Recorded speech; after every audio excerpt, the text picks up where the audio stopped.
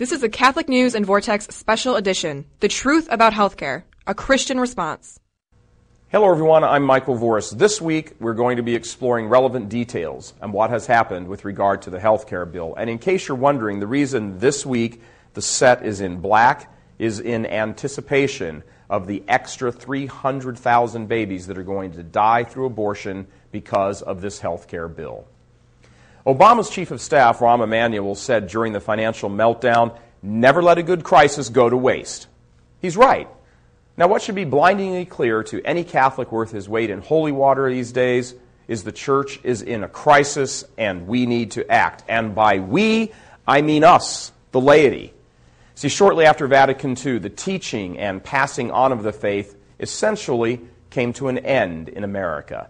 Leaders, both clergy and laity, many of them, started pushing a twisted theology that has resulted in the deformation of tens of millions of Catholics instead of proper formation. And, sadly, there are very few signs that this is going to change anytime in the near future. Spiritual formation and intellectual training in the traditions of the faith are very rare these days. Oh, to be certain, they exist, but they're rare. It used to be that clergy and religious did this training. By and large, today's efforts are hit and miss at best. The clergy is shrinking, and the many that remain are, to put it charitably, unfaithful. The religious orders have undergone a sea change of their own, so much so that the Vatican is having to investigate them. So, the time of the laity has arrived. It actually arrived about 20 or 30 years ago, and we all just missed the boat. But now, we have another chance. Many people have emailed or phoned us during the past couple of months and asked, what can we do? The laity, what can we do? They are in deep pain over the condition of the church. They've watched the near collapse or co-opting of the institution by unfaithful Catholics and realize that they are simply not welcome at the table. They see church offices and organizations being controlled and manipulated by wolves in sheep's clothing and realize that their heartfelt appeals will never get a true hearing. So they feel shut out and turned away. And they do not know what they can do. They see the consequences of this treachery in their families as parents or brothers or children simply abandon the faith. And they're grieved and grieving and want to know what they can do. We've been asking the same questions here at RealCatholicTV.com for the same reasons. What has become clear to us is that a reclaiming of the faith is necessary on the part of the laity.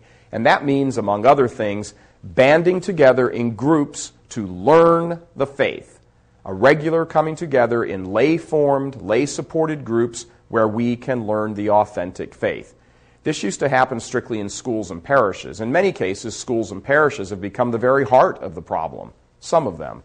Numerous parish councils and Catholic schools have hijacked the faith to promote a social justice gospel or a blatantly heterodox version of the faith without a life particularly centered on the sacraments and traditional Catholic spirituality. That's why all of these new efforts are springing up all over the country, Catholic colleges and new Catholic parishes, all to reclaim the faith. Now, this isn't to say parishes per se are a bad idea. Of course they're not. Parishes have been around in the church for centuries, and they've done wonderful jobs for millions and millions of souls.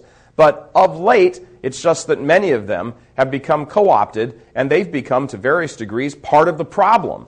In short, not every parish can be relied on to be an authentic transmitter of the faith. And look, many Catholics realize this. That's why they get up and leave one parish and go to another, because the priest or the parish council or something are pushing some sort of weird version of Catholicism that isn't correct. The bishops know this, the laity know this, the priests know this. This is why people get up and move parishes. On some level, however, a certain natural selection has already begun, as scores of parishes across hundreds of dioceses have been closed down or are being merged. Why is that happening?